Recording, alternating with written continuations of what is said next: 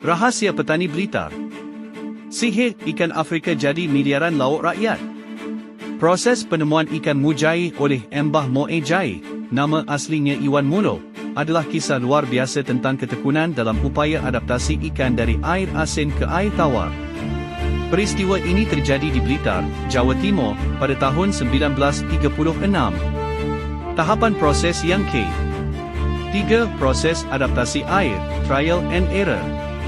Mbah Moe Jai menyadari bahawa adaptasi habitat harus dilakukan secara bertahap. Beliau mulai menggunakan gentung atau wadah untuk mencampur air laut dan air tawar. Secara perlahan-lahan, beliau mengurangi kadar air laut dan menambah kadar air tawar di dalam wadah pemeliharaan.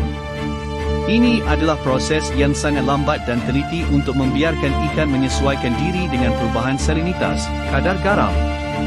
4. Keberhasilan dan pengakuan. Setelah melakukan proses adaptasi air yang sangat hati-hati, akhirnya pada percobaan terakhir, ada sumber menyebut percobaan ke-10 atau ke-11, Mbah Moe Jai berhasil mempertahankan 4 ekor ikan yang dapat hidup, bertahan, dan berkembang biak di kolam air tawar murni. Ikan-ikan hasil budidaya ini kemudian disebar dan dijual, dan mendapat sambutan baik kerana pertumbuhannya yang cepat dan kemampuannya beradaptasi di berbagai lingkungan air tawar di Indonesia.